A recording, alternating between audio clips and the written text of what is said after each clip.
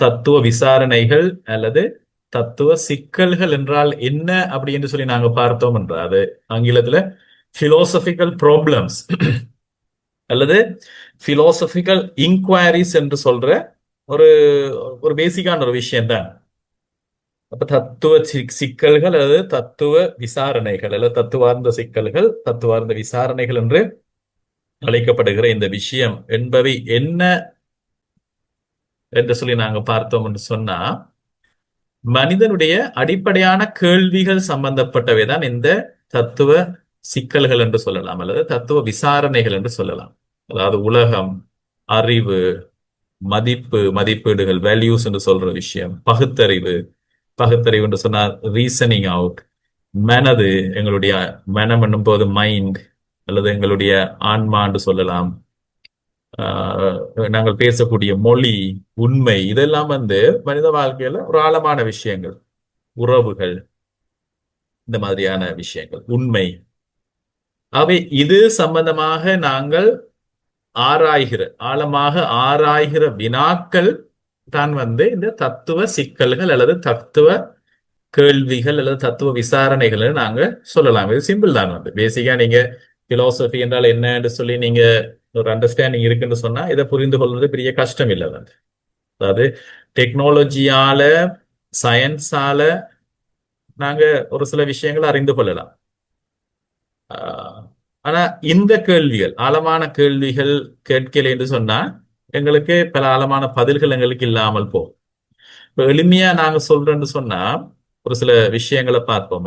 ஒரு ஆழமான அடிப்படை கேள்விகள் அப்படின்னும் போது வாழ்க்கையின் அர்த்தம் என்ன அப்படின்ற ஒரு கேள்வி, எங்களுடைய இருத்தல், நாங்கள் இருக்கிறதுக்கான அர்த்தம் என்ன, இது எல்லாம் ஒரு டெக்னாலஜியோ சயின்ஸோ எங்களுக்கு விளக்கம் கொடுக்கிறார். அது ஒரு பிலாசபிக்கல் கொஸ்டின். இது தியாலஜிக்கல் கொஸ்டினும் இல்லை, ஒரு பிலாசபிக்கல் கொஸ்டின் நீங்க புரிந்து கொள்ளுவாங்க.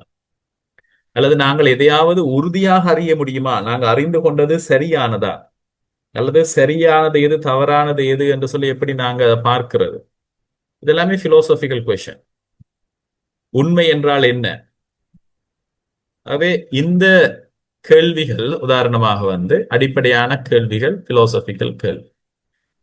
அடுத்த இன்னொரு அம்சம் என்னன்னு சொன்னா அறிவியலுக்கு அப்பால் பட்டவை.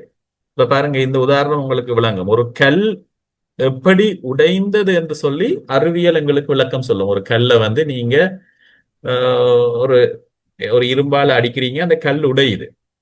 ஒரு அளவு, ஒரு ப்ரெஷரை கொடுத்து அதை அடிக்கும் போது, அந்த மோதுபடும் போது கல் உடையுது அப்படின்றது பிசிக்ஸோ அல்லது கெமிக்கலாகவோ அதெல்லாம் சயின்ஸால உங்களுக்கு அறிவியலால மாற்றங்களை சொல்லும். ஆனா பாருங்க, அந்த கல் இதனுடைய இருப்பு என்று சொல்றது அது எதனால ஏற்பட்டது அப்படின்றது ஒரு பிலாசபிக்கல் கொஸ்டின். அல்லது அந்த ஒரு கல் அழகா இருக்கு அப்படின்னு சொல்றது, ஒரு அழகியல் ரீதியா ஒரு கல் ஏன் இதற்கு பிடித்திருக்கிறதுன்றது ஒரு பிலாசபிக்கல் கொஸ்டின்.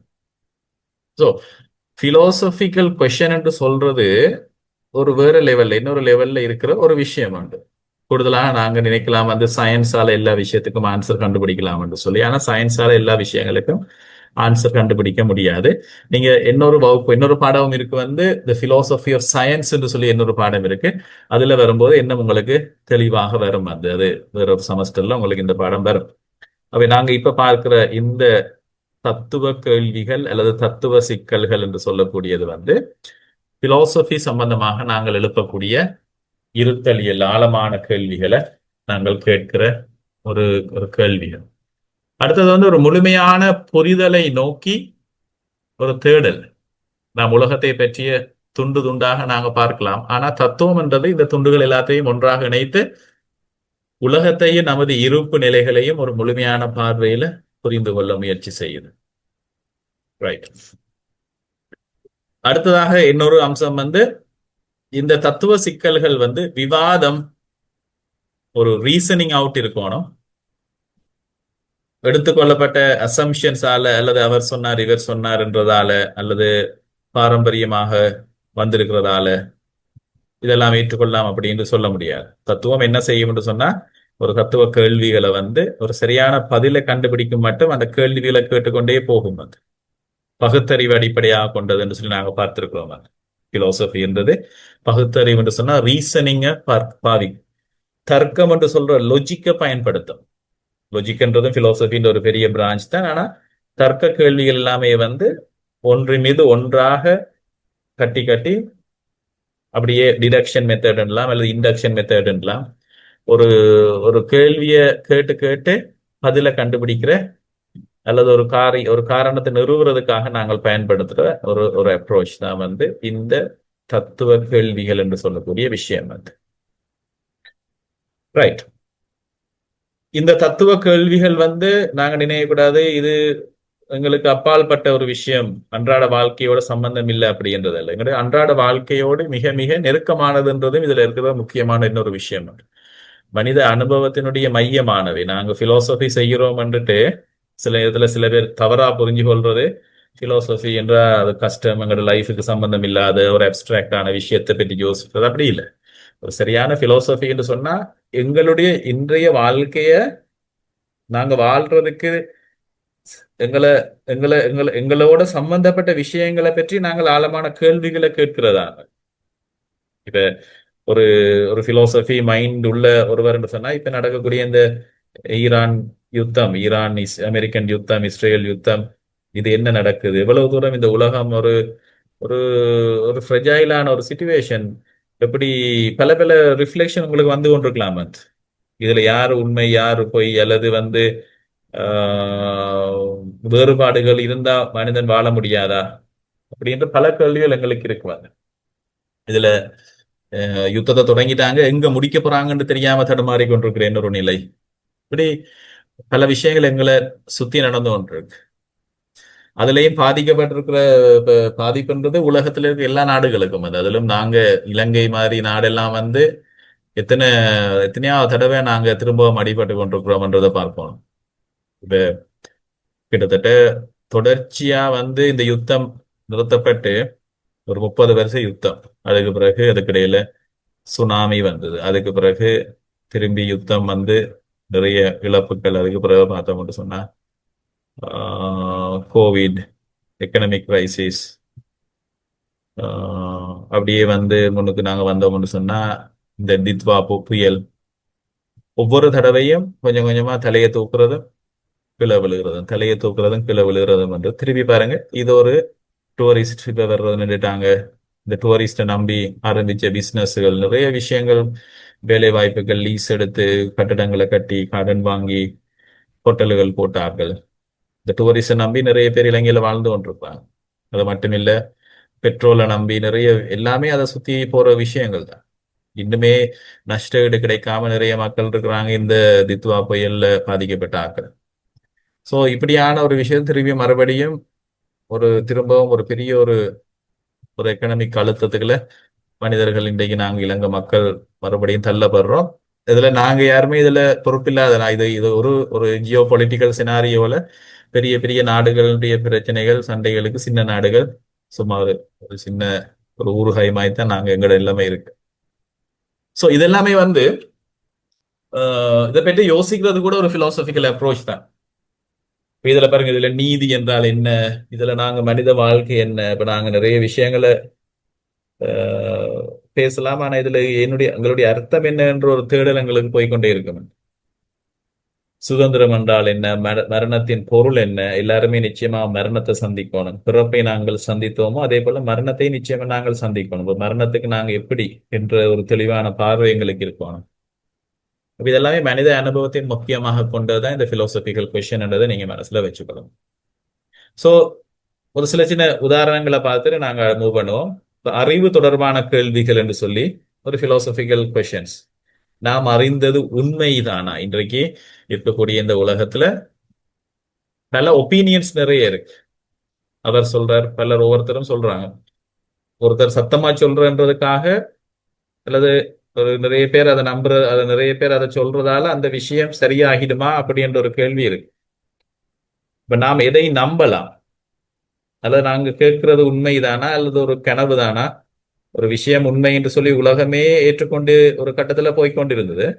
ஒரு பவர்ஃபுல்லான இன்ஸ்டிடியூஷன், உதாரணமா நாங்க பார்க்கலாம் திருச்சபை ஒரு கட்டத்துல திருச்சபை தேவையில்லை. ஒரு கட்டத்துல எங்களுடைய அண்டர்ஸ்டாண்டிங், இந்த உலகம் ஒரு தட்டையானது, பூமிதான் பூமியை சுத்திதான் சூரியன் சுத்துது அப்படின்ற ஒரு கட்டத்துல எல்லாருமே நம்பிக்கொண்டிருந்தோம். இந்த உலகம் முழுது நம்பிக்கொண்டிருந்தது. 500 வருஷத்துக்கு முன்னுக்கு இந்த சிந்தனை அப்படியே கம்ப்ளீட்டா மாறிச்சு. அவ 500 வருஷம் மட்டும் இதுதான் சரி என்று சொல்லி முழுதும் இருந்தது. ஆனா அதுதான் உண்மையா என்று சொல்லி கேட்டா அது உண்மை இல்லைன்னு இப்ப நாங்க சொல்றோம் இல்லையா? சோ நாங்க அறிந்த விடயம் உண்மையானதா அப்படி என்ற ஒரு கேள்வி எங்களுக்கு எப்பயுமே இருந்து கொண்டிருக்கிறது. அடுத்த இரண்டாவது உதாரணம் எங்களுடைய இருத்தல் தொடர்பானது. எப்படி இந்த பிரபஞ்சம் உருவானது, எங்களுடைய மரணம் சம்பந்தமானது, மரணத்துக்கு பிறகு வாழ்க்கை உண்டா, இதெல்லாமே பிசிக்ஸால அல்லது கெமிஸ்ட்ரியால, சயின்ஸால இந்த கேள்விகளுக்கு பல வேளைகள் எங்களுக்கு பதில் கண்டுபிடிக்கல. அதில் சில வேளைகள் ஒரு இன்டர்செக்டா இதுகள் எல்லாமே இணைந்து நாங்க தேடி கண்டுபிடிக்கிறதுக்கு இதுகளும் உங்களுக்கு ஹெல்ப் பண்ணலாம். ஆனா பிலாசபிக்கல் கொஸ்டின்ன்றது டீப்பான ஆழமான கேள்விகள்ன்றதை நீங்க மனதில் வச்சுக்கொள்ளலாம். அடுத்த கேள்வி நீதி மற்றும் அறநெறி தொடர்பானவை, மொராலிட்டி அல்லது எத்திக்ஸ் என்று சொல்றது, எது சரி எது தவறு என்று சொல்றது, எது நல்லது, எது நல்ல வாழ்க்கை, எது தர்மம், நாம் ஒருவரை ஒருவர் எப்படி நடத்த வேண்டும். இப்ப தர்மம் என்று சொல்றது நான் ஏற்கனவே உங்களுக்கு உதாரணம் சொல்லியிருக்கிறேன் இல்லையா? அதாவது ஒரு ஒருத்தர் சொல்றாரு, நான் பொய் எப்பயுமே சொல்ல மாட்டேன் அப்படி. ஆனா திடீரென்று அவர் இருக்கிறவருக்கு முன்னாடி அவரோட வீட்டுக்குள்ள ஒருத்தர் அடைக்கலம் தேடி ஒருத்தர் ஓடி வாரார். அவருக்கு பின்னாடி பாக்குறோம் இன்னொரு ஆள் துவக்கோட ஓடி வர்றாரு. கோபத்துல துவக்கோட வாரார், ஷூட் பண்றாரு. எங்க இப்படி ஒரு ஆள் வந்தாராண்டா, நீங்க நான் பொய் சொல்ல மாட்டேன், ஒரு நாள் இந்த உள்ளதான் பதுங்கி இருக்கிறாரு என்று சொல்லி அவரை, இதை நான் உண்மை நான் பொய் சொல்ல மாட்டேன் அவரை விடுறது, அவரை கூப்பிட்டு விட்டு அவரை அந்த நேரத்துல அவரை ஷூட் பண்ணி அவரை கொல்லுறது உங்களுக்கு தர்மமா இருக்கா? அல்லது அந்த நேரத்துல நீங்க இல்ல இந்த பக்கம் வரையல அப்படின்னு சொல்லி அவரை டிவியேட் பண்றது, ஒரு பொய் சொல்றது உங்களுக்கு அது தர்மமா இருக்கா அப்படின்ற ஒரு கேள்வி எங்க வரணும். ஸோ ஒரு உயர்ந்த மதிப்பீடுக்காக சில நேரங்கள்ல சிறிய அதை விட குறைந்த மதிப்பீடுகளுக்கு இடையில் இருக்கக்கூடிய ஒரு சில எல்லா மதிப்பீடுகளும் ஒரே சமமான தளத்துல வைக்க முடியாதுங்கிற ஒரு சில மதிப்பீடுகள் முக்கியமான மதிப்பீடுகள் என்று இருக்கும். உயிரை காப்பாற்றுன்றது இருக்கு. அப்படியான ஒரு சில முக்கியமான மதிப்பீடுகள் இருக்கு. உயிரை காப்பாற்றுறதுக்காக சில நேரத்துல நீங்க ஒரு சில மதிப்பீடுகளை நீங்க விட்டு கொடுக்க வேண்டி வரலாம். சோ இந்த மாதிரியான கேள்விகள் எல்லாமே அறநெறி தொடர்பான கேள்விகள் எல்லாமே பிலோசபிக்கல் கொஸ்டின்ஸ் தான். எத்திக்ஸ் என்று சொல்லக்கூடிய விஷயத்துல நாங்க படிக்கிற ஒரு விஷயம்.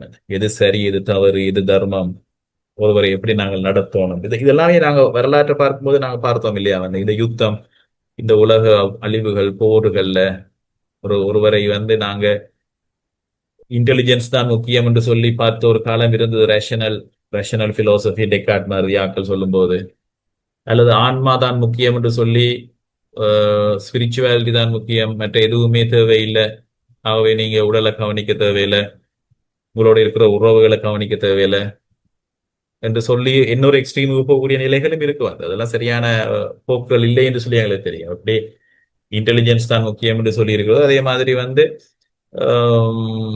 எங்களோட ஆன்மா மட்டும்தான் முக்கியம், உடலை நாங்கள் கவனிக்கல என்று சொல்லி உதாரணமா ஒரு சில எக்ஸ்ட்ரீமான கேசஸ், சரியான ஸ்பிரிச்சுவாலிட்டி இல்லாதவங்க சில பேர் அப்படி இருக்கலாம். அவங்க தங்களை கவனிக்கவே மாட்டாங்க, அவங்க குடும்பத்தை கவனிக்க மாட்டாங்க, ஆனா குடும்ப வாழ்க்கைக்குள்ள வந்திருப்பாங்க. ஆனா ஆன்மான்ற விஷயத்துக்காக, ஆன்மான்றது சரியான பெர்ஸ்பெக்டிவ்ல இருந்தா முதலாவது அவங்க மனிதர்களையும் அன்பு செய்வாங்க. ஆனா சரியான ஒரு பார்வை இல்லை. இது ஒரு சைக்கலாஜிக்கல் ஒரு ஒரு ஒரு டிஃபெக்ட் தான் அது. அல்லது ஏதாவது ஒன்றை மறைக்கிறதுக்காக என்ன அதிகமாக காட்டிக்கொள்ளக்கூடிய நிலையா இருக்கலாம். சில பேர் நாங்க பாக்குறோம், சரியான கோயில்ல இப்ப இந்த நாட்கள் ஒரு ஒரு சுச்சுவேஷன் நான் ஃபேஸ் பண்ணி கொண்டிருக்கிறேன். எப்படி சொல்றது, ஒரு கோயில்ல சரியான பக்தியா எல்லாம் செய்யற ஒரு ஒரு லேடி இருக்கிறாங்க, ஒரு யங் கேர்ள். ஆனா அவங்க இப்ப டிவோர்ஸுக்கு ஹஸ்பண்டோட சேர்ந்து வாழ முடியும். எனக்கு 2 பேரையும் தெரியும். நான் அவங்களால வாழ முடியாதுன்ற கட்டத்துல வந்திருக்காங்க. ஆனா சர்ச்சில் எல்லாம் வேலை செய்யறாங்க. ஆனா 2 நெகோசியேட் பண்ணி கதைச்சு பேசி கொஞ்சம் விட்டு கொடுத்து பழைய காயங்களை மன்னித்து மறந்து மறுபடியும் முன்னுக்கு போறன்றது முடியாதுன்னு சொன்னா ஒரு பெரிய கேள்வி. இந்த ஸ்பிரிச்சுவாலிட்டி சரியான பார்வையில அவங்க எடுத்துக்கொண்டாங்களான்னு சொல்லி ஆண்டவரால தொடப்பட்டிருக்கிறாங்கன்னு சொன்னா அவங்களோட வாழ்க்கையில நிறைய நிறைய மாற்றங்கள் நிச்சயமாக நடக்கணும். அல்லது போனா நாங்க ஸ்பிரிச்சுவாலிட்டின்ற ஒரு ஒரு விஷயத்த சொல்றோம், ஆனா உண்மையாகவே அந்த ஸ்பிரிட் எங்களை என்ன நிரப்பலைன்னு தான் நாங்க சொல்லணும். சில பேரை வந்து ஆண்டவர் இயேசுவுக்குள்ள வாழ்றாங்கன்னு வெளியில சொல்லிக் கொள்வாங்க, ஆனா அவங்களோட லைஃப்ல மகிழ்ச்சி இருக்காது. அவங்களோட லைஃப்ல வந்து இந்த நேரம் நிம்மதி இல்லாம இருப்பாங்க. ஒரு சில காரணிகள் இருக்கு, பாதுகாப்பு இருக்காது, எதிரிகள் மேல கடும் வெறுப்போடு இருப்பாங்க, இந்த நேரம் டென்ஷன்ல இருப்பாங்க, ஒரு டிப்ரெஸ்ட்ல இருப்பாங்க. ஆனா அவங்க நாங்க கடவுள் பக்தியில இருக்கிறோம், நாங்க கோயிலுக்கு போறோம், சில கோயிலுக்கு போயிட்டு இருப்பாங்க. சில பேர் கோயில்ல வந்து ஆட்களை பார்த்தா ஆஹ், என்ன வந்து ஸ்பிரிச்சுவாலிட்டி சரியான மாதிரி அவங்களுக்குள்ள இறங்கலைன்னு தான் சொல்லணும். அது ஆட்களை பார்க்கும்போதே டீப்பான ஒரு டிப்ரெஸ்டோட பல காயங்களோட வந்து கொண்டு அப்படியே டிராவல் பண்ணிக்கொண்டே இருப்பாங்க. ஆனா நான் அவன் நாள் அது இதெல்லாம் செஞ்சு கொண்டு அப்ப அதுல ஒரு ஏதோ ஒரு விஷயம் அங்க என்ன சரியா ஒரு ஹீலிங் நடக்கல. ஆண்டவருடைய ஸ்பிரிட் என்ன என்ன அவங்கள நிரப்ப வேண்டி இருக்கு. ஸோ இதை நான் என்ன சொல்றேன்னு சொன்னா, அவ ஒரு ஒரு வாழ்க்கையில வந்து நாங்க எக்ஸ்ட்ரீமான ஒரு சில விஷயங்கள் முக்கியம் என்று சொல்லி அது மட்டும்தான் முக்கியம் என்றுதான் இந்த உலகத்தின் போக்குகள் இருந்து கொண்டே இருக்கு. ஆனா எங்களுக்கு முக்கியமான விடயங்கள் இருக்கு, அந்த முக்கியமான விஷயங்களுக்கு நாங்க முக்கியத்துவம் கொடுத்து முன்னுக்கு போகணும். இப்போ மனித மூளை மனித அறிவு முக்கியம் என்று சொல்லி இந்த காலத்து இப்ப பிள்ளைகள் சில நேரம் படிப்பு மட்டும்தான் என்று இருந்து அவங்க எந்த எக்ஸசைஸும் செய்யாம இருக்கிற ஒரு சுச்சுவேஷன் இருக்கு. அல்லது ஸ்பிரிச்சுவாலிட்டி மட்டும்தான் என்று மற்ற எதுவும் கவனிக்காமல் குடும்ப உறவுகளை கவனிக்காம இருக்கிற நிலைகள் இருக்கு. அது ஒரு கட்டத்துல இந்த உலகம் யுத்தத்துக்குள்ள போனதுக்கான காரணங்களும் அதான். வந்து நான் வந்து மற்றவரை கொல்லலாம், அபியூஸ் பண்ணலாம், என்னுடைய கொள்கை என்னுடைய நாடு இது மட்டும்தான் இருக்கணும் என்ற அந்த ஒரு ஒரு மிதமிஞ்சிய ஒரு போக்கு அப்படின்னு சொன்னா எனக்கு முன்னுக்கு நிக்கிற ஆள் ஒரு மனிதனிட்டு மதிக்காம நான் இருக்கிற நிலைகள் வந்து அப்படின்னும் போது மற்ற மனிதனுக்கும் என்ன மாதிரி உணர்வுகள் இருக்கு, அவங்களுக்கும் உறவுகள் இருக்கு, குடும்பம் இருக்கு, பிள்ளைகள் இருக்கு அப்படின்னும் போது எப்படி உனக்கு முன்னாடி இருக்கிற ஒரு மனிதன் உன்னால ஷூட் பண்ண முடியும் என்ற ஒரு கேள்வி எங்களுக்கு எங்களுக்கு நாங்க இந்த கேள்வி எங்களுக்கு முன்னுக்கு இருக்கோம். ஆகவே இதுகள் எல்லாமே வந்து அறநெறி தொடர்பான கேள்விகள் வந்து மனம் தொடர்பானவை என்னும்போது எங்களுடைய மனம் ஒரு வெறும் அது ஒரு ஒரு மூளை தானா, அல்லது உடல் வேறு மனம் வேறா, அல்லது உணர்வுகள் என்றால் என்ன, அல்லது இது எல்லாமே ஒரு ஒரு கம்ப்ளெக்ஸான ஒரு விஷயமா என்ற கேள்விகள், அதை பற்றி ஆராயக்கூடிய கேள்விகள் எல்லாமே இந்த பிலோசபிக்கல் கேள்வியில வரக்கூடிய உதாரணங்கள். ஸோ இதை வச்சுக்கொண்டு நாங்க இன்னும் கொஞ்சம் உதாரணங்களை பார்த்தோம்னா, நாம் ஏன் இங்கு இருக்கிறோம், வயாவிகிய எங்களோட வாழ்க்கையின் அர்த்தம் என்ன என்ற ஒரு கேள்வி. உண்மை என்றால் என்ன? நான் ஏற்கனவே சொன்ன மாதிரி எது சரியானது, எது தவறானது, எது நல்ல நடத்தை, எது கெட்ட நடத்தை, அல்லது மனிதர்கள்ல வந்து அவங்களுக்கு ஒரு சுயமான விருப்பம் இருக்கா, சுதந்திரமான விருப்பம் இருக்கா, அல்லது யாரோ எடுக்கிற முடிவுக்கு நாங்க அஹ், எங்கேயோ எங்க நாட்டுல கூட இல்லாதவர்கள் எடுக்கக்கூடிய முடிவு வந்து நாங்க நினைச்சு கொண்டிருக்கிறோம், நாங்க சுயமான முடிவுல நாங்க வாழ்ந்து கொண்டிருக்கிறோம் என்று சொல்லி. ஆனா உண்மையா அப்படியா அப்படின்னு காரணமா நீங்க இப்ப பல பல விஷயங்கள் எங்களுடைய முடிவுகள் நாங்க நினைக்கிறோம், ஆனா அது எங்களுடைய முடிவுகள் இல்லை. எங்கட மார்க்கெட்ல ஒரு சின்ன விஷயம், எங்கட மார்க்கெட்ல என்ன இருக்கு, சூப்பர் மார்க்கெட்ல என்ன பொருட்கள் இருக்கோ அதான் எங்களால வாங்க முடியும். ஆனா அந்த மார்க்கெட்ல இந்த பொருட்களை தான் இலங்கை மக்களுக்கு கொடுக்கணும்னு டிசைட் பண்றதுக்கு ஒரு சில பேர் இருப்பாங்க. அது என்ன குவாலிட்டியில கொடுக்கணும்ன்றது அவங்க தான் டிசைட் பண்ணுவாங்க. எங்கேயாவது இப்ப உதாரணமா யோசிச்சு பாருங்க, இப்ப உலகத்துல நிறைய நாடுகள்ல மில்க் பவுடர் பாவிக்கிறது இல்ல. மில்க்ன்னு சொன்னா அது லிக்விட் தானே, அது திரவமா இருக்க வேண்டியது ஒரு தண்ணி. ஒரு மில்க்னா மில்க் என்ன தண்ணியா இருக்கணும். ஆனா இலங்கை நீங்க உலக வெளியில போனீங்கன்னு சொன்னா உங்களுக்கு தெரியும், ஈவன் இந்தியாவுக்கு போனீங்களா உங்களுக்கு தெரியும், வந்து மில்க்ன்னு சொன்னா அது அது மில்க்ன்னா அது லிக்விட், அது திரவமா இருக்கும். ஆனா இலங்கையில எங்கட ஐடியா அப்படி இருக்கு, மில்க்ன்னு சொன்னா அது பவுடரா இருக்கணும்னு நினைப்போம் இல்லையா? என்ன காரணம் யோசிச்சு பாத்தீங்கன்னு சொன்னா, ஒரு கட்டத்துல இலங்கையில வந்து ஒரு பெரிய ஒரு இன்வெஸ்ட்மெண்ட் நடந்திருக்கு. ஒரு நியூசிலாந்து கம்பெனிஸ், இந்த ஆங்கர் கம்பெனி, இவங்க ஒரு பெரிய ஒரு இன்வெஸ்ட்மெண்ட் நடந்து அந்த இன்வெஸ்ட்மெண்ட் செய்ததால என்னன்னு சொன்னா அந்த பாலை எடுத்து அந்த பால்ல இருக்கக்கூடிய சத்துக்களை ஒரு சில விஷயங்களை எடுத்துட்டு அதை பழுதாகாம இருக்கிறதுக்கு நிறைய கெமிக்கல் உள்ள சேர்த்து கொள்றாங்க. இப்ப ஒரு பால் எத்தனை மணித்தியாலத்துக்கு எங்களால பழுதாகாம வச்சு கொள்ளலாம்? 2, 3, 4 மணித்தியாலம் கூட இருக்காது. ஆனா மாதக்கணக்கா பழுதாகாம இருக்கக்கூடிய இந்த பவுடர் பால் அது பழுதாகாம இருக்கவும் கூட எவ்வளவு கெமிக்கல் அதுல சேர்த்திருப்பாங்கன்னு பாருங்க. அதான் இலங்கையில வந்து நாங்க பார்த்தோம்னா 2 பெரிய கம்பெனி இலங்கை மக்களை நோயாளிகள் ஆக்கியிருக்கு. ஒன்று வந்து பிரீமா கம்பெனி, அமெரிக்கன் கம்பெனி பால்மா, அந்த அங்கட நாங்க பாவிக்கிற அமெரிக்கன் மான்னு சொல்லுவோம் இந்த கோதுமைமா, அந்த பிரீமா கம்பெனியும் அதே மாதிரி தான். அதே மாதிரி இந்த பால்மா கம்பெனி. இப்ப இது மார்க்கெட்ல என்ன இருக்கு? எங்களுக்கு என்னோட பிள்ளைகளுக்கு என்ன தெரியும்? இதுதான் மார்க்கெட். பாலுண்டா இப்படிதான். மான்னு சொன்னா ரொட்டி சாப்பிடுறதுக்கு இதுதான் மா. ஆனா நீங்க இதுக்கான காரணம் என்ன? ஒரு டைம்ல அவங்க பெரிய கம்பெனிகள் 4, 5 கம்பெனி செய்த அந்த முதலீட்டுக்காக ஒரு இனம் நாட்டு மக்களே அப்படியே போய்கொண்டிருக்கு. அது எப்படின்னு சொன்னா இப்ப டயபெட்டிஸ் நீங்க நீங்க உதாரணமா வெளிநாடுகளுக்கு யூரோப்புக்கெல்லாம் போய் இருந்து பார்த்திருந்தீங்கன்னா உங்களுக்கு தெரியும். இந்த டயபெட்டிஸ் என்று சொல்ற விஷயம் பெரிய நிறைய பேருக்கு இல்லாத ஒரு வியாதி. ஒரு ஒரு வயசான ஒரு சில பேர் இந்த கிளினிக்னு நாங்க பாக்குறோம். இலங்கையில் இருக்கிற இன்னொரு விஷயம், இது தொடர்புபட்ட விஷயங்கள் நான் சொல்றோம். வந்து பாருங்க, எங்களுடைய சுதந்திரம் உங்களுக்கு இருக்கான்ற அந்த கேள்விக்கு இப்ப இலங்கையில வந்து பின்னேற நேரங்கள்ல ஈவினிங்ல கொமனா நீங்க ஒவ்வொரு சிட்டியிலையும் ஒரு சாதாரணமா எல்லா சிட்டியிலையும் பார்த்தோம்னு சொன்னா கொமனா மக்கள் கூடுகிற இடம் ஒன்று இருக்கு. சூப்பர் மார்க்கெட்டை தவிர மக்கள் கூடுற இன்னொரு இடம் இருக்கு, கிளினிக். இந்த ஹாஸ்பிட்டல்ஸ்ல இருக்கக்கூடிய இந்த சேனலிங் சென்டர்ஸ். இது ஒரு ஒரு ஃபனியான ஒரு சுச்சுவேஷன். சேனலிங் சென்டர் என்று அள்ளுப்பட்டு மக்கள் அங்க நிற்பாங்க. என்ன அப்படின்னு நீங்க போயிட்டு யூரோப்ல பார்க்கும்போது சேனலிங் சென்டர் இருக்கு. ஆனா அங்க போய் இருக்கிற ஆட்கள் வயசு போன 70, 80 வயசுக்கு மேற்பட்ட ஆட்கள் தான் அங்க கூடுதலா சேனலிங் சென்டர் இருப்பாங்க. அது இந்த மாதிரி கியூல நின்று இவ்வளவு பேர் காத்திருக்கிற மாதிரியான சுச்சுவேஷன் இருக்கா?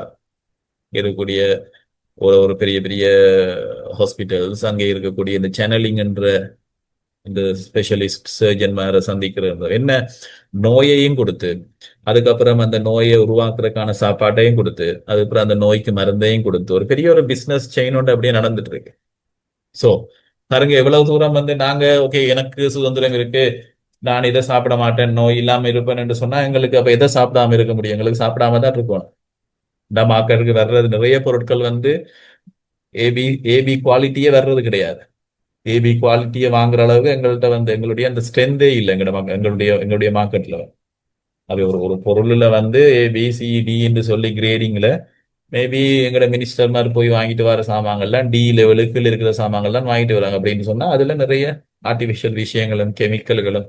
அப்ப இயல்பாகவே நாங்க எங்கட உடம்பு சைஸ் கூடுறதும் இயல்பாகவே நாங்க நோயாளிகள் ஆகுறதும் இப்ப பல விஷயங்கள் எங்களுடைய முடிவுகளை நாங்க எடுக்கிறோம் நினைச்சு கொண்டாலும் அந்த முடிவுகள் எல்லாம் ஏற்கனவே எங்கட கையில இல்லாத முடிவுகள் தான். ஸோ இப்படி ஆன கேள்விகள் எல்லாம் வந்து ஆக்சுவலா பிலோசபிக்கல் கொஷன் தான். ஸோ இதை பற்றி சில பேர் ஏற்கனவே யோசிச்சு பார்த்துருப்பீங்க. ஆனா ஓகே இப்படியான சுச்சுவேஷனுக்குலாம் நாங்க வாழ்ந்து கொண்டிருக்கிறோம். ஓகே அப்படியே நாங்க முன்னுக்கு போவோம். இந்த உலகம் நிஜமானதா? நாங்கள் வாழக்கூடிய இந்த உலகம் நியாயமானதான்ற ஒரு கேள்வி இருக்கும்போது அது உலகம் ஒரு நியாயம் இல்லாத ஒரு கேள்வி என்பது தெளிவாகவே இருக்கும். அது அன்றைக்கு காட்டுல இருந்த அதே ரூல் தான் இன்றைக்கு நடந்து கொண்டு இருக்கு. காட்டுல இருக்கிற ரூல் என்னது? பலம் உள்ளது பலம் இல்லாதது அடிச்சு கொள்ளும். சர்வைவல் ஆஃப் த ஃபிட்டஸ்ட் என்று சொல்லி அதாவது பலம் உள்ளது பலம் இல்லாததை விழுங்கி தின்றது, அடிச்சு கொள்றத காட்டில் இருக்கிற ரூல். அது இயல்பாகவே இன்றைக்கு வேற வேற ரூபங்கள்ல இது நடந்து கொண்டே இருக்கிறது. இந்த டாவினுடைய தூர்ப்பு கொள்கை இதுதான் பேசிக்கான விஷயம் தான். சோ இந்த இந்த பிரதிபலிப்புகள் இந்த உலகத்துல நாங்க வாழ்ந்து கொண்டிருக்கிறோம்.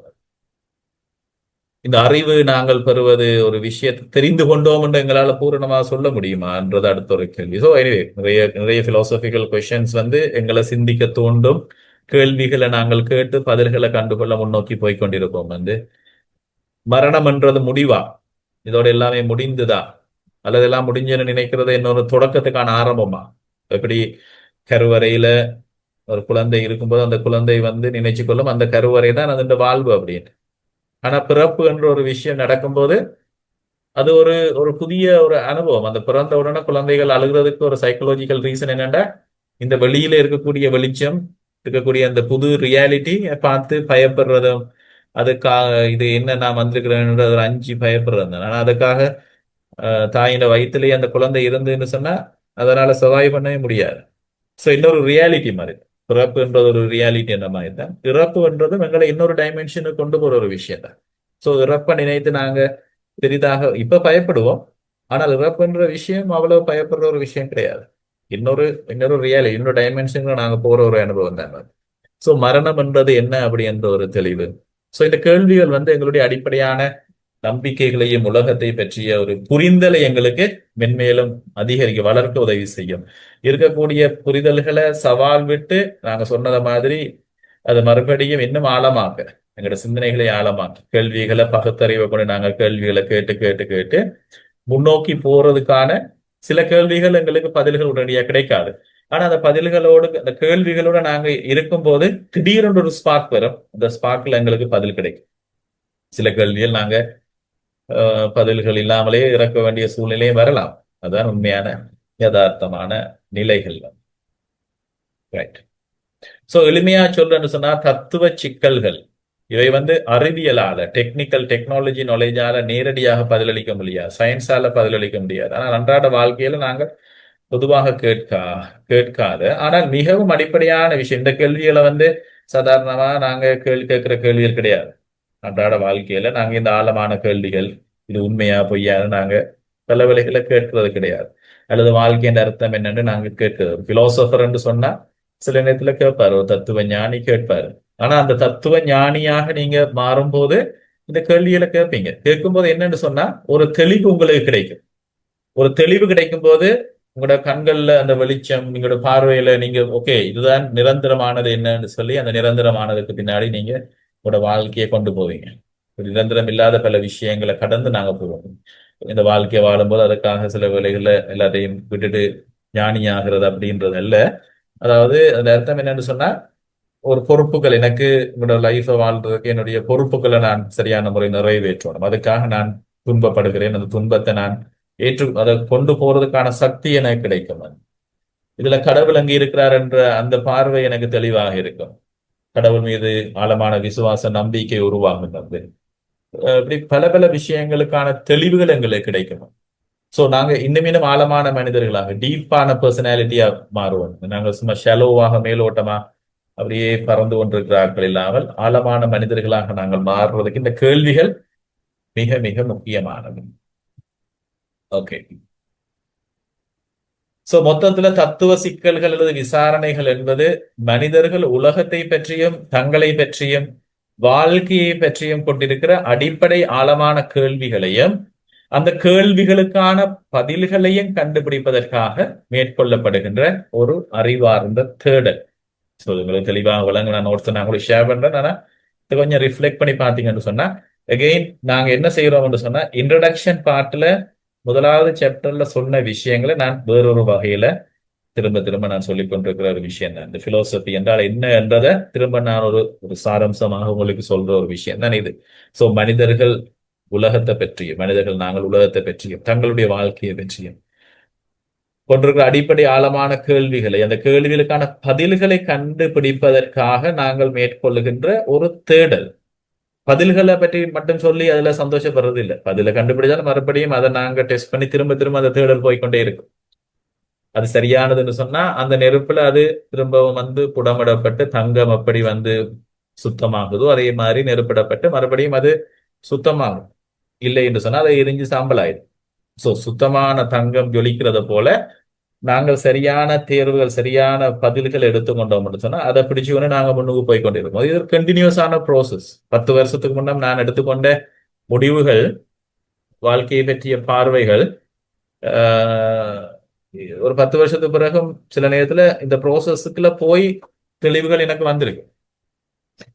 அந்த தெளிவுகள் வந்திருக்குன்னு சொன்னா சரியானதை நீங்க பிடிச்சு போயிட்டு இருக்கீங்க. ஒரு சில விஷயங்கள் கலைந்து போகும். அதை நினைச்சு நீங்க பயப்பட தேவையில்லை. என்று சொன்னா இது ஒரு ஒரு மனித யதார்த்தமான ஒரு பிலோசபிக்கல் மைண்ட் உள்ளவர்கள், ஒரு பிலோசபர் என்ற ஞானத்தை தேடி கொண்டிருக்கிறவங்க இந்த மாதிரியான ப்ரோசஸ்ல போய் கொண்டிருப்பாங்க. அவை நிறைய நிறைய காரியங்களை இது எங்களோட வாழ்க்கையில பல பல விஷயங்களை சேர்த்து சேர்த்து வச்சு கொண்டிருக்கோம் மனிதர்கள் இல்லையா. பல விஷயங்கள் எங்களுக்கு தேவையில்லாம இருக்கிற விஷயங்களை நாங்க விட்டு விட்டுட்டு முன்னுக்கு போய்க்கொண்டே இருக்கோம் நம்ம. ஆஹ் சில வழியில நாங்க இப்ப சேர்த்து வச்சிருக்கக்கூடிய உதாரணமா ஓகே, ஒரு ஒரு ஃபாதரா நான் முந்தி நிறைய புத்தகங்கள் சேர்த்து சேர்த்து வச்சு கொண்டிருந்தவன். ஒரு கட்டத்துக்கு பிறகு அது எனக்கு ஒரு பாரம் மாதிரி. ஒவ்வொரு அக்கௌண்ட் டிரான்ஸ்ஃபர் ஆகும்போது இந்த புத்தகங்களை எல்லாம் கட்டி எடுத்துக்கொண்டு போறது பாரம் மாதிரி. அதுலயும் அரைவாசி புத்தகத்துக்கு மேல வாசிக்கிறதும் கிடையாது. சுமார் ஒரு விதமான ஒரு ஒரு ஒரு ஒரு பெருமை மாதிரி. ஒரு புத்தகம் என்கிட்ட இவ்வளவு புத்தகம் இருக்கு, அந்த புத்தகம் இருக்குன்னு சொல்லி. ஸோ ஒரு கட்டத்துல நான் யோசிச்சு பார்க்கும்போது இது ஒரு விதமான ஒரு ஒரு பெருமை தான். ஒரு ஈகோவை நான் ஃபீட் பண்ணி கொண்டிருக்கிற தெளிவு வந்த பிறகு ஓகே, புத்தகம் வாங்கி வாசிக்கிறது. ஆனா அதே வேகத்துல நான் புத்தகங்கள் எல்லாம் கொடுக்க தொடங்கிடுவேன். சில புத்தகங்கள் இப்ப ஒரு காலம் டிரான்ஸ்ஃபர் ஆகும்போது ஒரு இடத்துல இருந்து இன்னொரு இடத்துக்கு போகும்போது எனக்கு அது ஒரு முக்கியமான ஒரு தருணம். தேவையில்லாத விஷயங்கள் என்று சொல்லியிருக்கிற விஷயங்களை அது எல்லாத்தையும் மற்ற பயன்படுத்தக்கூடிய ஆட்களுக்கு கொடுத்துட்டு அவங்க என்ன செய்யறாங்களோ இல்லையோ கொடுத்துட்டு இலகுவா நாம முன்னுக்கு போய்க்கொண்டே இருக்கிறோம். சோ இது உதாரணமா நான் எல்லாருக்கும் உங்களோட லைஃப்ல நீங்க யோசிச்சு பார்க்கலாம் ஓகே என்ன செய்யலாம் இது சின்ன சின்ன விஷயங்களுக்கு ரொம்ப முக்கியமானது. ஈவன் எங்கட கபடை திறந்து உடுப்புகளை பார்க்கும்போது நிறைய உடுப்புகள் இருக்கு. நான் திரும்ப 15 வயசுக்கு போய் திரும்ப அந்த உடுப்புகள் எல்லாம் போடுவேன்னு நினைச்சுக்கிட்டு இப்ப 40 வயசுலயும் சில வேலை யோசிச்சுட்டு இருப்போம். ஆனா அந்த சைஸுக்கு நாம வருவோமாண்டு இல்லை. ஆனா அது இல்லாம அந்த உடுப்பு இல்லாம எத்தனையோ பேர் இருப்பாங்க. சோ அவங்களுக்கு ஜெனரஸா பாதிக்கக்கூடிய கண்டிஷன்ல இருக்கிறத கொடுத்துட்டு நாம இலகுவா முன்னுக்கு போகலாம். So இது பல பல வழிகள். ஸோ இது என்னத்துக்கு நான் சொல்றேன்னு சொன்னா மைண்ட்ல மட்டும் இல்ல, எங்களுடைய அன்றாட வாழ்க்கையிலையும் இந்த பிலாசபிக்கல் அப்ரோச் தேவையில்லாத விஷயங்கள் என்று சொல்லி இருக்கக்கூடிய பாரங்களை கலைந்துட்டு லக்கேஜை குறைச்சு முன்னுக்கு போகும்போது எங்கட வாழ்க்கை பயணம் ஒரு குறுகிய கால வாழ்க்கை பயணம் இலகுவான வாழ்க்கை பயணமாக இருக்கும். ஓகே, ஸோ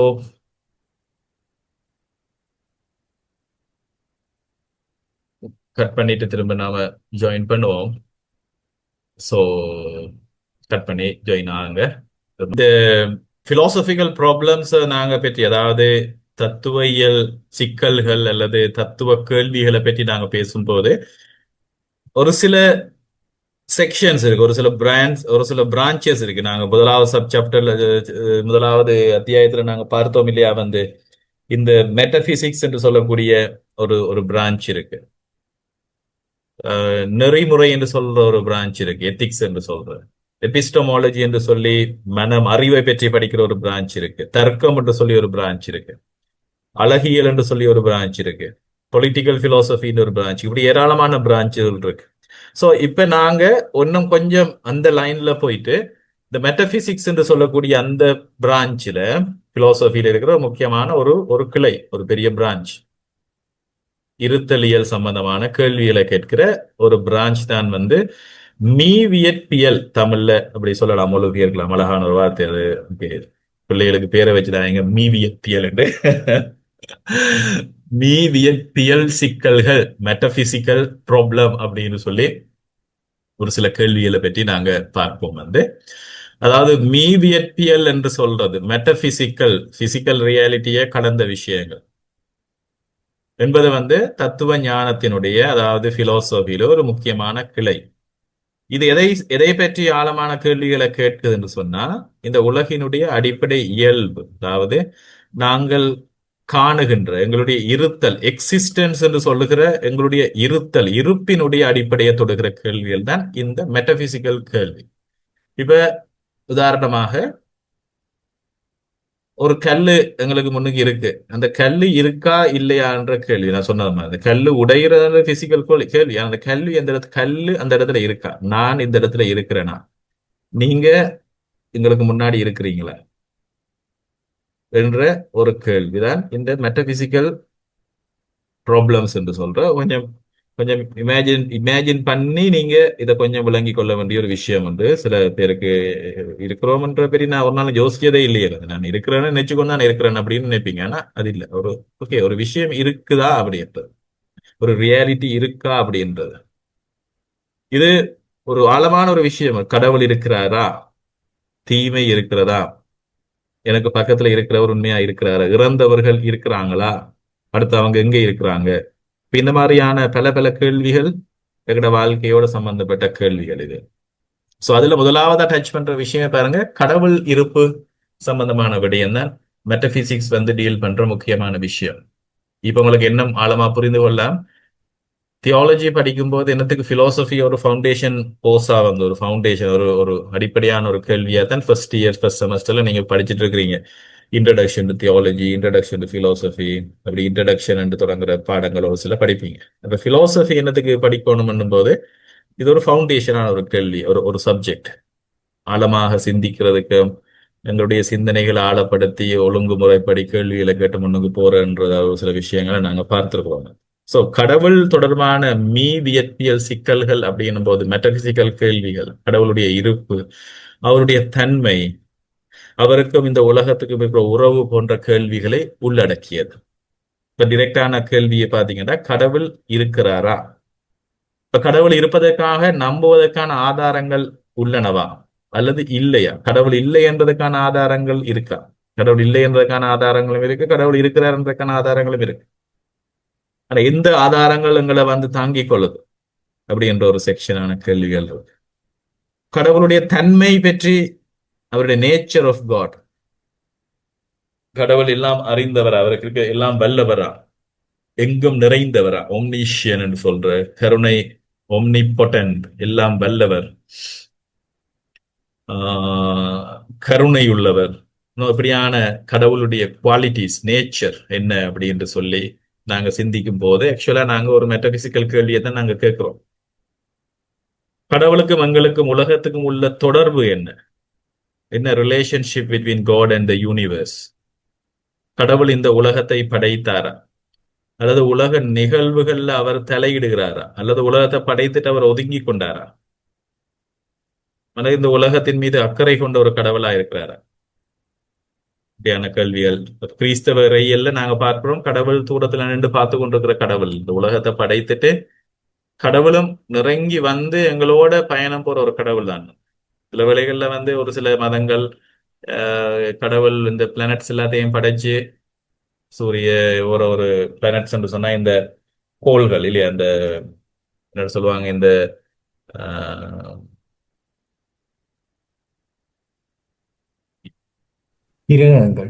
கிரகங்கள். Okay, very good. கிரகங்கள் என்று சொல்ற இந்த விஷயம் வந்து ராசி பலன் பார்க்கறதுல வந்து அதுண்ட ஓகே, ஒவ்வொரு ஒவ்வொரு ராசியும் வந்து அதுக்கு ஒவ்வொரு ஒரு பிளானட்டுடைய, எப்படி குரு அங்க இருக்கிறாரு, சனி அங்க இருக்கிறாரு, கேது அங்க இருக்கு, மற்றது என்னன்னு சொல்லுவாங்க, மற்றது இன்னொரு நெகட்டிவான இன்னொரு விஷயம் இருக்குல்ல, கேதுவும் என்ற ஒரு பாம்பு. இவங்க எங்க எங்க இருக்கிறாங்களோ அதுக்கு ஓகே, அவங்க எங்க இருக்கிறாங்களோ அதன் பொசிஷனின் படிதான் உங்களோட ராசியை வந்து எஃபெக்ட் பண்ணி கொண்டிருக்கிற மாதிரியான ஒரு பார்வை இருக்கு வந்து. அப்படி அந்த அந்த போக்கிலேயே தான் நாங்க அப்படியே ஒரு ஒரு ப்ரீ டிஸ்டினாக அப்படியே போய் கொண்டிருக்கிற ஒரு ஒரு லைஃப், எங்களோட லைஃப் அப்படின்ட்டு. அல்லது இது எல்லாத்தையும் படைச்ச இந்த உலகத்தை விட படைத்தவர் வல்லமை உள்ளவர், அவர் எங்களோட நெருக்கமாக இருந்து தன்னுடைய உடனிருப்போட அவரை நம்புறவர்களை அவரால் அவருடைய ஆவியான நிரப்பி நிரப்பி வாழக்கூடிய, நான் சொல்றது கிறிஸ்டியன் தியாலஜியில் அவர் தூய ஆவியால் நிரம்பி நிரம்பி வாழும் போது எங்களோட வாழ்க்கையை அவருடைய இயல்புக்கு ஏற்ற மாதிரி மாத்தி கொண்டு போற ஒரு ஒரு ஒரு அனுபவமா. சோ இந்த தெளிவுகள் வந்து எங்களுக்கு வரும். நாங்க இந்த தெளிவுகள் ஆழமா பற்றி பேசும்போது கடவுள் சம்பந்தமான மீவியற்பியல் சிக்கல்களை பற்றி நாங்க பேசுறோம் எங்களால சொல்ல முடியும். ரைட். அடுத்த இந்த மெட்டபிசிக்கல்ல மீவியற்பியல்ல கேட்கக்கூடிய இன்னொரு செக்ஷன் வந்து பார்த்தோம்னு சொன்னா ஒரு சில சின்ன சின்ன விஷயம் தான், ஒரு ஒரு ஸ்லைட் தான் ஒவ்வொரு இந்த செக்ஷனுக்குள்ள வரும். ஸோ நீங்க இதை ஆழமா டீப்பா நீங்க எடுத்துக்கொண்டு போனீங்கன்னு சொன்னா அந்த ஃபீல்ட்ல நீங்க டெப்தா நீங்க போகலாம். ஆனா எங்களுக்கு அவ்வளவு நேரம் இல்லாததால இந்த ஒரு ஒரு செமஸ்டர்ல நான் கவர் பண்ணணும். ஆனா முக்கியமானது என்னன்னு சொன்னா, ஓகே, பிலோசபிக்கல் கொஸ்டின்ன்றது டீப்பான கொஸ்டின்ஸ், பிலோசபிக்கல் ப்ராப்ளம்ஸ் சொன்னா இந்த இந்த பிலோசபி ஆழமான மனிதன வாழ்க்கையோட சம்பந்தப்பட்ட விஷயங்களை நாங்க ஆராயிரோம். அந்த ஒவ்வொன்றுக்கும் அந்தந்த பிரான்ச்சில் கேட்கக்கூடிய ஆழமான கேள்விகள் எப்படிப்பட்ட இடம் நாங்க பார்க்கிறோம். ஸோ அதுல முதலாவது மெட்டபிசிக்ஸ் என்று சொல்ற மீவியற்பியல் என்று சொல்லக்கூடிய அந்த பகுதியில முதலாவது கடவுள் சம்பந்தமான கேள்விகள், அடுத்தது பிரபஞ்சம் சம்பந்தமான கேள்விகள். பிரபஞ்சம் சம்பந்தமான மீவியற்பியல் சிக்கல்கள் அல்லது கேள்விகள் என்னும்போது பிரபஞ்சத்தினுடைய தோற்றம் பற்றியது, இயல்பு பற்றியது, அதனுடைய இறுதி நிலை பற்றிய கேள்விகளை வந்து நாங்க ஆராயிரோம். எப்படி இந்த பிரபஞ்சம் உருவானது, இது தானாக உருவானதா அல்லது இதை உருவாக்கி ஒருவர் இருக்கிறாரா? ஒரு படைப்பு இருக்குன்னா ஒரு படைத்தவர் நிச்சயமா இருக்கும். ஒரு படைப்பு இருக்குன்னா அதை கட்டாயம் படைச்சவருக்கு தானே வேணும். அது இல்லாம படைப்பு தானா படைக்க முடியாது. சோ அதுவே ஒரு சிம்பிளான ஒரு ஒரு ப்ரூஃப். அந்த படைத்தவரை நாங்க கடவுள் என்று சொல்றோம். அந்த கடவுளுடைய தன்மை என்னன்னும் போது ஒரு வேடிக்கை பார்க்கிற ஒருவர் அல்ல. அவர் வெளிப்படுத்தி இருக்கிறத எங்களுக்கு தெரியுது, நாங்க உணர்ந்து கொள்றோம், எங்கள் மீது அக்கறை உள்ள கடவுளாக இருக்கிறார் அப்படின்னு. சோ இதுகள் எல்லாமே வந்து கடவுள் இருக்கிறார் என்ற கொள்கைக்கு ஆதாரமா இருக்கிற விஷயம். சோ பிரபஞ்சத்தை பற்றி நாங்க இன்னும் ஆழமா பார்க்கலாம். பிரபஞ்சத்தினுடைய இயல்பு என்ன, யூனிவர்சிட்டி நேச்சர் என்ன, இது முடிவற்றதா அல்லது ஒரு எல்லைக்கு உட்பட்டதா? படைத்தது எல்லாத்துக்கும் ஒரு எல்லை இருக்கிறது என்று சொல்லி எங்களுக்கு தெரியும். ஏதாவது ஒரு படைக்கப்பட்ட ஒரு பொருளுக்கு நிச்சயமா தொடக்கம் இருக்கும், அது முடிவும் இருக்கு. அப்ப இந்த படைத்தல் என்றது தற்செயலாக நடந்ததா? தற்செயலாகவும் நடக்கலாம், ஆனா ஒரு இன்டென்ஷனோடய நடக்கலாம். சோ இப்படியான கேள்விகள், நாங்க பிரபஞ்சம் சம்பந்தமான கேள்விகள், அந்த பிரபஞ்சத்துக்கு ஒரு நோக்கம் இருக்கா அல்லது ஒரு தற்செயலாக ஒரு அட்ரெண்டம் நடக்கிற விஷயமாக போய்கொண்டிருக்கா என்ற ஒரு கேள்வியும் எங்களுக்கு மனதில் வரும். அந்த இந்த பிரபஞ்சத்தின் அடிப்படை கூறுகள் என்ன? இது முதலாவது குரூப் ஆஃப் பிலோசபர்ஸ் எங்களுக்கு தெரியும். சோக்ரட்டிஸுக்கு முதல் வாழ்ந்த பிலோசபர்ஸ் உடைய முக்கியமான கேள்விதான் இந்த பிரபஞ்சத்தினுடைய அடிப்படை கூறுகள் என்ன? அணுக்களா அல்லது தண்ணீர் என்று சொல்லி தேல்ஸ் சொல்லுவாரு, நெருப்பு என்று சொல்லி ஒருவர் சொல்லுவாரு, காற்று என்று சொல்லி ஒருவர் சொல்லுவாரு, எண்கள் என்று இன்னொருவர் சொல்லுவாரு. இப்படி ஒவ்வொருத்தரும் ஒவ்வொரு விஷயங்களை சொல்லி அவங்க அதுல இருந்து பிலோசபியை எடுத்துக்கொண்டாங்க. இன்னொருத்தர் வந்து இந்த அணுக்கள் என்று சொல்லுவாங்க. ஓகே, ஒவ்வொரு விஷயங்கள். ஸோ இந்த பிரபஞ்சம் என்றது எதனால உருவானது? இன்றைக்கு சொல்லக்கூடிய இந்த என்ன சொல்றது, இந்த குவாண்டம் பிசிக்ஸ்ன்னு சொல்லக்கூடிய விஷயம், ஈவன் அணுக்களை கூட உடைச்சு, புரோட்டான்ஸ் அதுகளை கூட நீங்க உடைச்சு அதுக்கு அங்கால இருக்கக்கூடிய எனர்ஜி லெவல்ல நாங்க இன்னைக்கு நிறைய விஷயங்களை பேசிட்டு இருக்கிறோம். ஸோ இப்படியான இந்த பிரபஞ்சத்தின் அடிப்படை கூறுகளை பற்றி நீங்க சயின்ஸோட இணைஞ்சு, ஆனா பேசிக்கான கேள்விகள் வந்து பிலோசபிக்கல் கேள்விகள். இதுல ஒரு ஒரு ஒரு சின்ன ஒரு தின் லைன் டிஃபரன்ஸ்ல பரலலாக சயின்ஸோடயே போய்கொண்டிருக்கிற ஒரு கேள்விதான். ஸோ ஒரு சயின்டிஸ்ட் பேசிக்கலா வந்து ஒரு ஒரு ஒரு பிலோசபரா நிச்சயமா இருப்பார். அவர் சயின்ஸ் தான் செய்வாரு, ஆனா அவருக்கு பிலோசபி என்றது முக்கியமா. அதோட அந்த சயின்டிஸ்டாக அப்படியே போய்கொண்டிருக்கும் போது ஒரு தருணத்துல அவங்க தியோலஜினா மாறிடுவாங்க. இதன் ஐன்ஸ்டைன் லைஃப்ல நடந்துச்சு. பெரிய பெரிய கிரேட் மைண்ட்ஸ் உலகத்தை நாங்க ஹிஸ்டரியை வாசிச்சு பார்க்கும்போது, உலகத்துல பெரிய பெரிய பல விஷயங்களை கண்டுபிடிச்சவங்க தொடக்கத்துல கடவுள் இல்லை என்று சொல்லி மறுப்புலதான் ஆரம்பிப்பாங்க.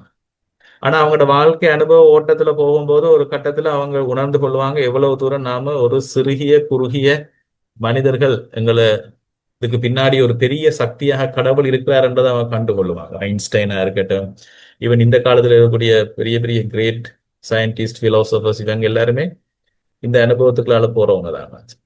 ஸோ அது ஒரு இன்ட்ரெஸ்டிங்கான ஒரு விஷயம், ஒரு அப்சர்வேஷன் உண்டு. ஸோ இந்த பிலோசபி, தியாலஜி, சயின்ஸ் ஒரே பேரலாக ஒரு தன்னுடைய ஃபீல்ட்ல இருந்து ஆராய்ச்சி பண்ணிக்கொண்டே போய்கொண்டிருக்கிற ஒரு விஷயம் சொல்லி இதுல பார்க்கக்கூடிய அடுத்த விடயம் வந்து மறுபிறப்பு சம்பந்தமானது. இந்த உலகத்துல பிறந்த நாங்கள், எங்களுடைய உயிர் ஒரு மறுபிறப்புன்னு நாங்க திரும்ப திரும்ப பிறந்து கொண்டிருக்கிறதா, அல்லது உயிர் உடலை விட்டு போன பிறகு அந்த ஆன்மா எங்க போகுது, இன்னொரு உடல்ல போய் நாங்க உடல் எடுக்கிறோமா? இப்படியான சிந்தனைகள் இந்த மீவியல் ஏரியா, அந்த அந்த லேண்ட்ஸ்கேப்ல, அந்த அந்த ஏரியால, அந்த அந்த எல்லையில நாங்க கேட்கிற கேள்விகள் தான். மறுபிறப்பு என்பது உண்மையா அல்லது ஆன்மா அழியாதது, அந்த ஆன்மா எங்க போகுது, அல்லது நாங்க மறுபிறப்பு எப்படி எடுக்கிறோம், முந்தைய வாழ்க்கையினுடைய கர்ம வினைகளுடைய பயனாகத்தான் எங்களுடைய மறுபிறப்பு அமையுதா? இந்த மாதிரியான கேள்விகள் எங்களுக்கு வரும். மறுபிறப்பினுடைய நோக்கம் என்ன? அது ஒரு சுழற்சியா சுத்தி கொண்டிருக்கிற ஒரு விஷயமா? ஸோ இது ஒரு ஒரு முன்னோக்கி போறதா அல்லது சைக்கிளிக்கா நாங்க ஒரு சர்க்கிளா சுத்தி கொண்டே இருக்கோம், அல்லது ஒரு சைக்கிள் மாதிரி சுத்தி சுத்தி முன்னுக்கு போய் கொண்டிருக்கிறோமா?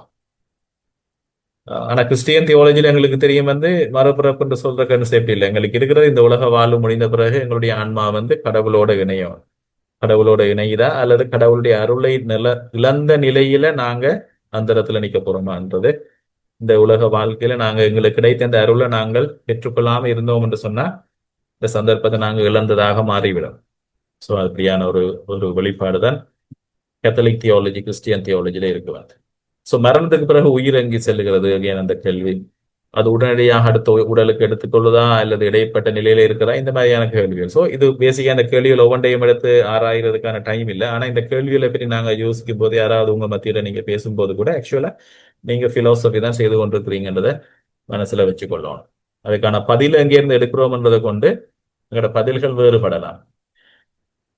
பைபிளை நம்பி பைபிள் ஆதாரமா வச்சு கிறிஸ்டியன் ட்ரெடிஷன் ஆதாரமா வச்சு நாங்க பதில்களை எடுத்துக்கொண்டோம்னா நாங்க கிறிஸ்டியன் தியாலஜியை பேஸ் பண்ணி இதுக்கான ஆன்சரை கண்டுபிடிக்கிறோம். அல்லது ஹிந்துயிசத்தை வச்சு ஹிந்துயிஸ்டிக் ஸ்கிரிப்சரை வச்சு அவங்களோட ட்ரெடிஷனை வச்சு நாங்க பார்க்குறோம்னா அந்த ட்ரெடிஷன்ல ஆன்சர். இது மாதிரி புடிசனுடைய ஸ்கிரிப்சரை வச்சு நாங்க பதில் எடுத்தா அது புடிசமாக நாங்க இதுக்கான பதிலை கண்டுபிடிக்கிறோம்.